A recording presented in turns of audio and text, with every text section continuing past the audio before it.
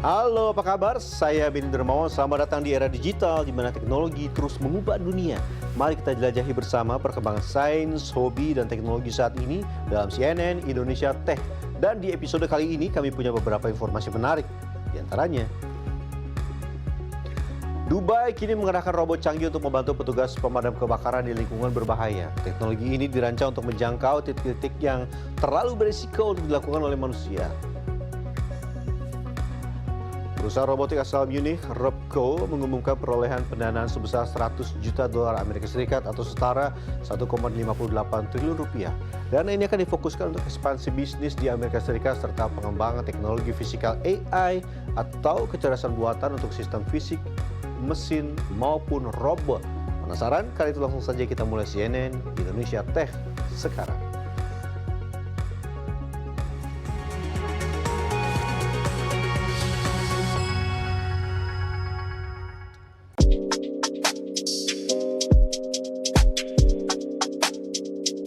Mama minta pulsa, menang undian berhadiah, hingga diskon produk besar-besaran. Hampir setiap hari ponsel kita dibombardir SMS dan pesan singkat bernada penipuan. Tren kejahatan cyber ini terus berevolusi membuat masyarakat kian resah. Berdasarkan data yang dihimpun Kementerian Komunikasi dan Digital, dari tahun 2024 hingga pertengahan 2025 terdapat 1,2 juta laporan penipuan digital yang masuk ke sistem pengaduan publik. Kalau SMS penipuan sih pernah. Ya saya dulu pernah juga neken, cuma langsung nge-back gitu. Nah karena ngelihat di sosial media katanya kayak gitu itu penipuan, jadi saya udah paham, jadi nggak neken-neken lagi gitu. Enggak sih. Kenapa? Takut penipuan ya. Udah banyak yang bilang gitu. Kalau ada yang nyebarin link-link kayak gitu teh nggak boleh diklik katanya teh, bis penipuan. Resah dengan kondisi ini, Miftahul Fadli Mutakin, dosen Fakultas Teknik Universitas Pasundan, Bandung, mengembangkan platform deteksi dini berbasis kecerdasan buatan atau AI untuk membantu masyarakat mencegah upaya penipuan digital. Jadi sebenarnya aplikasi yang dibuat ini adalah aplikasi untuk mendeteksi apakah chat atau telepon itu merupakan penipuan atau tidak. Jadi cara kerjanya bagaimana? Cara kerjanya adalah teman-teman tinggal masuk ke dalam aplikasinya, ceritakan kronologinya, atau kalau sulit cukup screenshot pesannya atau copy pesannya, masukkan ke dalam aplikasinya, maka secara otomatis nanti AI yang ada di dalam aplikasi ini akan mendeteksi apakah ini penipuan atau bukan. Melalui laman tanya.fadli.id yang bisa diakses melalui browser komputer maupun handphone, Anda hanya perlu menyalin pesan yang mencurigakan atau mengirim tangkapan layar pesan tersebut. Dalam hitungan detik, AI akan memberikan skor resiko, apakah pesan tersebut aman, mencurigakan, atau terdeteksi kuat sebagai penipuan. Skor resiko berbentuk persentase tingkat bahaya dan juga penjelasan analisis mengapa pesan tersebut dianggap sebagai penipuan atau bukan. Ada pula saran penanganan sebagai tindak lanjut yang bisa diikuti oleh pelapor. Oke, jadi kalau secara teknis, yang pertama adalah ketika si AI ini mendapatkan pertanyaan, entah itu kronologi atau chat atau juga gambar, maka dia akan mempelajari dan mendeteksi apakah ini penipuan atau tidak. Nah, nanti di sini dia akan kita challenge, apakah kamu yakin dengan jawaban kamu atau tidak nih? Nah, kalau dia tidak yakin, ya, batas thresholdnya adalah 70%, maka dia harus tanya sama yang lebih sepuh lah bahasanya gitu. Yang sepuh ini apa? Bisa ke Gemini, bisa ke GPT, bisa juga ke Claude. Ya, nanti setelah dapat respon, dia pelajarin. Oh, ternyata kalau ada yang bertanya seperti ini adalah penipuan. Apa sih yang mendeteksi ini penipuan? Dan itu semua dipelajari. Sehingga ketika ada orang kedua, ketiga, dan selanjutnya bertanya, dia bisa lebih yakin menjawab bahwa itu penipuan atau bukan. Sejak diluncurkan pada 1 Januari 2026, laman tersebut mencatat sudah ribuan kunjungan setiap harinya. Angka ini menunjukkan tingginya kebutuhan masyarakat terhadap instrumen perlindungan digital yang praktis dan mudah diakses. Menurut akademisi dan praktisi teknologi informasi Sutio Widya Atmaja, teknologi memang dapat membantu untuk mendeteksi kemungkinan pesan penipuan atau scam. Namun yang terpenting adalah kesadaran masyarakat untuk memahami bahaya dari berbagai bentuk penipuan digital. Jadi AI itu perkembangan sekarang ya, jadi itu akan sangat membantu kita di dalam penggunaan teknologi. Jadi kita sangat terbantu dengan teknologi AI. Namun, kalau kaitannya dengan keamanan digital, keamanan cyber itu ya, itu sekuat apapun infrastruktur, sekuat apapun teknologi, kalau kita itu tidak awareness, si penggunanya ya sama aja, ya kan? Jadi firewall utama itu sebenarnya diri kita sendiri. Jadi awareness itu firewall utama. Antivirusnya itu ya kesadaran diri. Selain kehadiran aplikasi berbasis AI yang dapat membantu masyarakat mendeteksi kemungkinan penipuan melalui pesan singkat, masyarakat juga diharapkan bisa memahami kemungkinan ciri dan pola penipuan digital yang mungkin bisa mengancam. Yogi Prayoga, Rizky Rahadian, Bandung, Jawa Barat. Dubai kini mengerahkan robot canggih untuk membantu petugas pemadam kebakaran di lingkungan berbahaya. Langkah ini merupakan bagian dari strategi kota untuk meningkatkan penggunaan otomatisasi dan kecerdasan buatan dalam layanan darurat. Teknologi ini dirancang untuk menjangkau titik-titik yang terlalu berisiko untuk dilakukan oleh manusia. Nantikan informasinya usai jeda berikut. Tetaplah di CNN Indonesia Tech.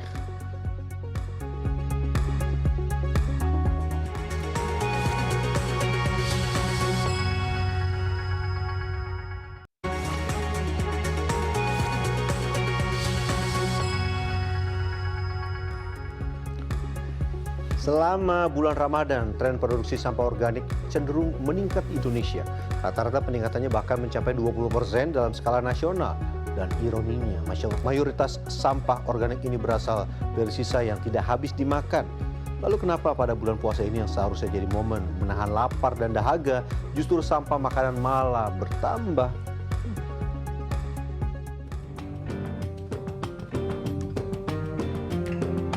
Ramadan sudah hadir menjadi tamu umat muslim sedunia. Inilah saatnya umat menahan diri dan berpuasa sebagai bentuk taat kepada Sang Pencipta.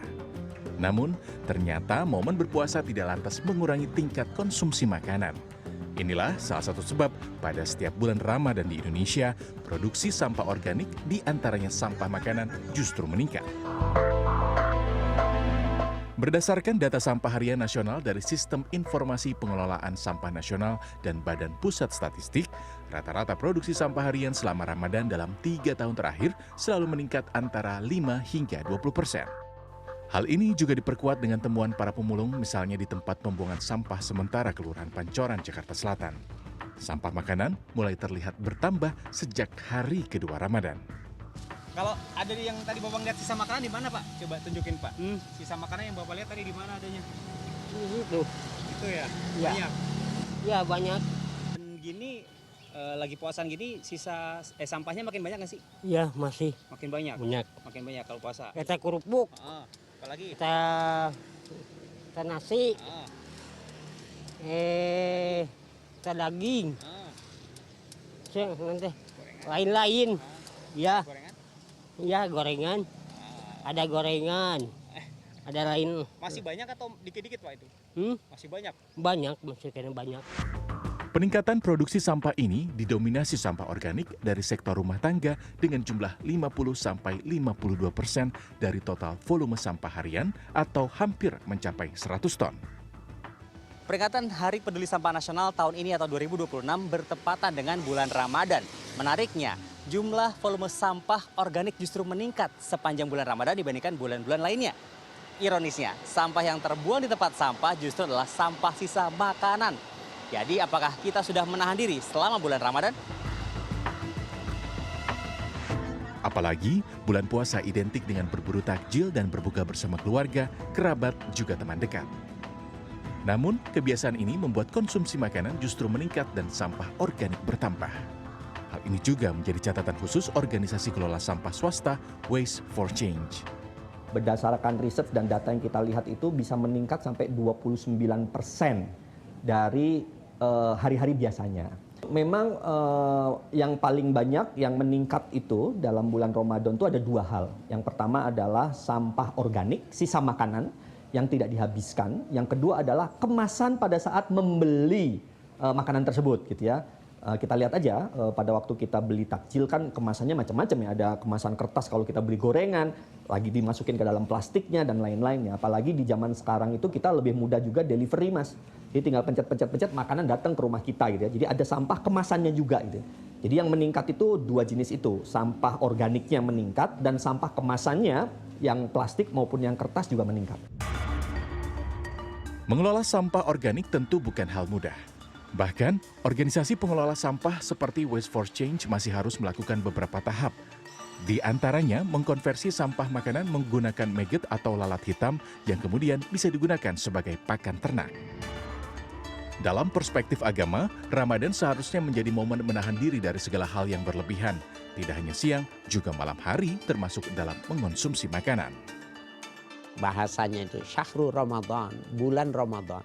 Yang disebut dengan bulan Ramadan itu siang dan malam. Bukan syahrul Ramadan, siang Ramadan, malamnya bukan Ramadan, bukan. Siang itu ibadahnya imsakut ta'am wasyarab wal jima'. Menahan yang sifatnya hewani itu. Makan, minum, hubungan seks gitu. Tapi malam juga dia tetap melakukan imsaku an khadil israf, menahan diri yang hal-hal yang berlebihan. Jadi dalam makan itu ada dua, ada israf, ada mubazir. Nah kalau israf itu berlebihan itu dasarnya itu kulu washrabu wala tusrifu. Makanlah, minumlah apa saja. Wala tusrifu, jangan berlebihan. Tapi kalau sampai dibuang itu namanya tabzir, mubazir. Dan dia innal mubazirina kanu ikhwana syayatin. Temannya setan. Nggak boleh. Jika makanan sudah terlanjur dibeli dan tak habis dimakan, sebaiknya jika masih layak, makanan tersebut bisa diberikan kepada orang lain yang membutuhkan. Atau jika terpaksa, sampah organik sebaiknya dipilah dan diolah sendiri. Misalnya melalui lubang biopori atau wadah pengompos khusus agar sampah hanya berpindah ke TPA dan menjadi masalah yang lebih besar. Peningkatan sampah organik di bulan Ramadan seharusnya menjadi pelajaran bahwa berpuasa tidak hanya menahan haus dan lapar pada siang hari, tapi juga menahan keinginan agar tidak melebihi kebutuhan. Atau dengan kata lain, beli secukupnya, makan sampai habis. Yogi Tujuliarto, Nabil Haris, Jakarta. Dubai kini mengerahkan robot canggih untuk membantu petugas pemadam kebakaran di lingkungan berbahaya. Langkah ini merupakan bagian dari strategi kota untuk meningkatkan penggunaan otomatisasi dan kecerdasan buatan dalam layanan darurat. Teknologi ini dirancang untuk menjangkau titik-titik yang terlalu berisiko untuk dilakukan oleh manusia.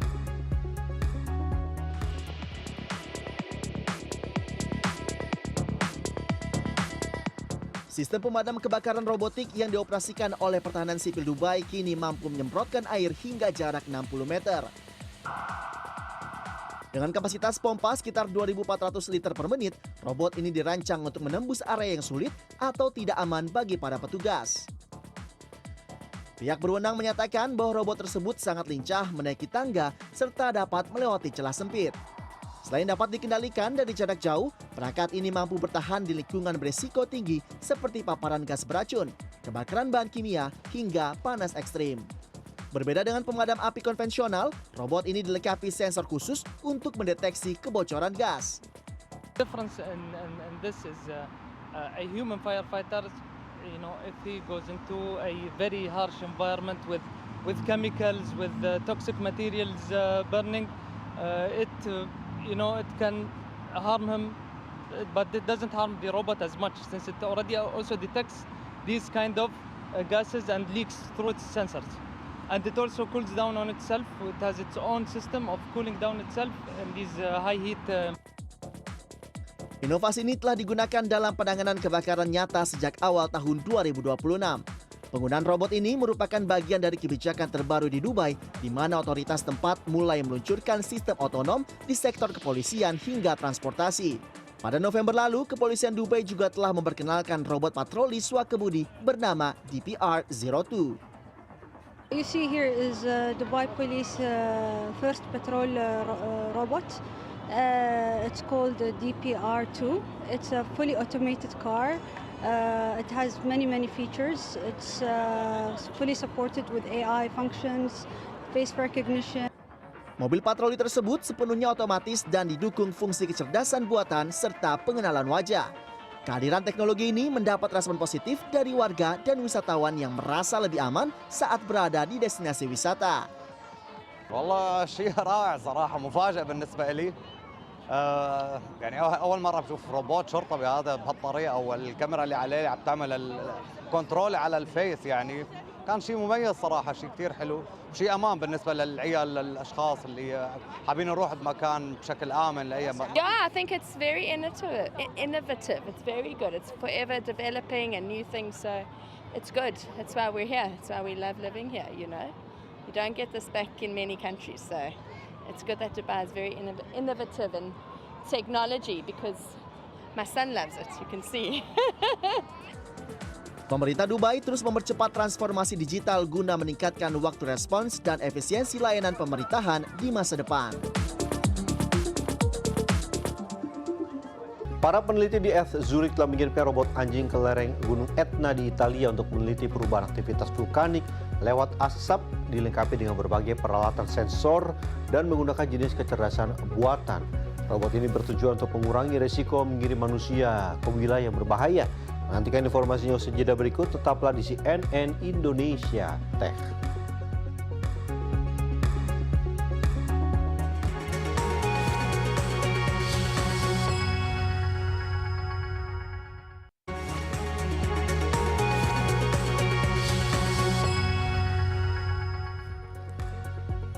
Para peneliti di ETH Zurich telah mengirimkan robot anjing ke lereng Gunung Etna, Italia untuk meneliti perubahan aktivitas vulkanik lewat asap.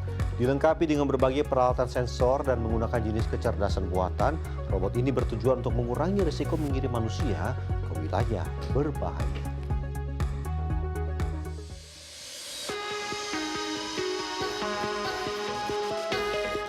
Peneliti dari Robotic System Lab ETH Zurich memanfaatkan robot berkaki 4 bernama Animal untuk mengumpulkan data krusial di Gunung Etna. Selama ini, logistik dan gas beracun menjadi kendala utama bagi manusia untuk mendekati kawah aktif.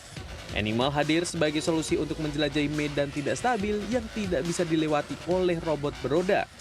We do want to predict when eruptions will occur, and for this we need data. The problem is if we want to send people, it's very logistically challenging as well as hazardous since we have toxic gases there, we have very unstable terrain, and for this we want to use robots instead.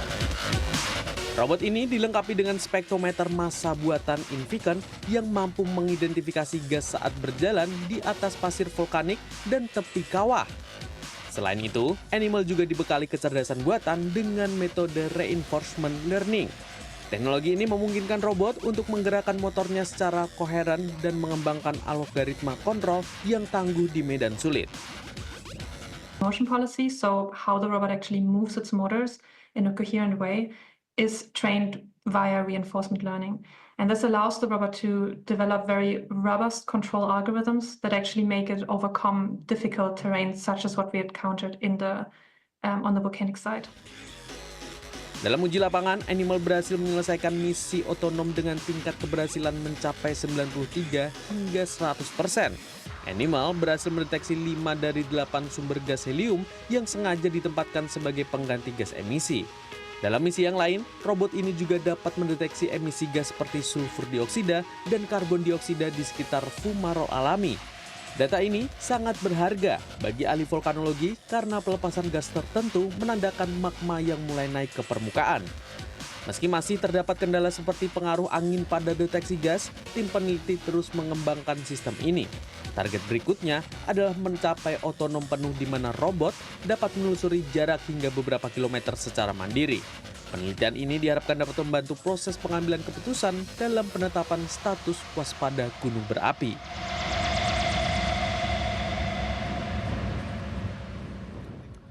Perusahaan robotik asal Munich Robco mengumumkan perolehan pendanaan sebesar 100 juta dolar Amerika Serikat atau setara 1,58 triliun rupiah pada Kamis 29 Januari. Pendanaan ini didukung oleh nama-nama besar seperti modal Ventura Volkswagen dan perusahaan investasi keluarga Agnelli. Dana ini akan difokuskan untuk ekspansi bisnis di Amerika Serikat serta pengembangan teknologi physical AI atau kecerdasan buatan untuk sistem fisik seperti mesin maupun robot.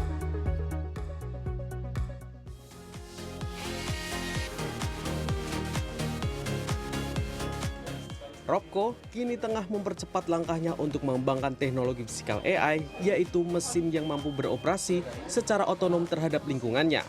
Roman Zolk, direktur utama dari perusahaan robotik ini, menyatakan bahwa misi utama perusahaan adalah menghadirkan solusi robotik modular yang terjangkau dan mandiri.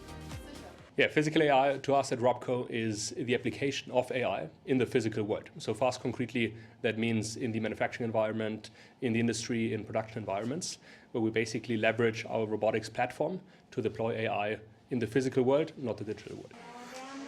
Didirikan pada tahun 2020, robot-robot hasil karya Robco telah digunakan untuk berbagai tugas industri, mulai dari penyusunan palet hingga pengukiran komponen. Sistem modular yang dirancang oleh Robco bertujuan untuk meningkatkan efisiensi biaya serta kinerja dalam otomasi industri. Salah satu klien utama mereka adalah raksasa otomotif BMW.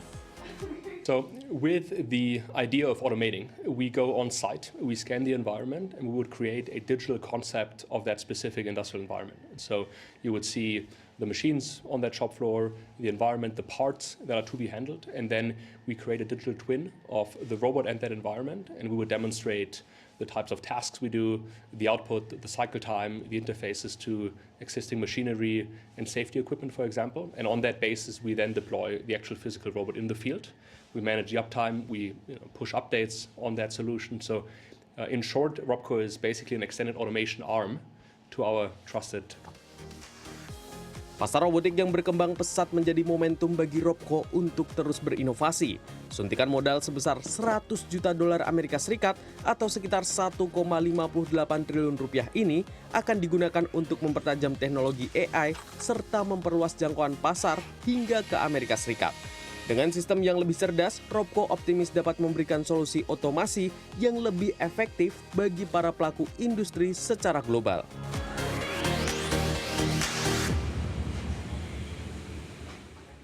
Satelit pengamatan bumi berteknologi kecerdasan buatan yang revolusioner menjadi salah satu dari 7 satelit yang diluncurkan Cina untuk pengembangan perkotaan berkelanjutan.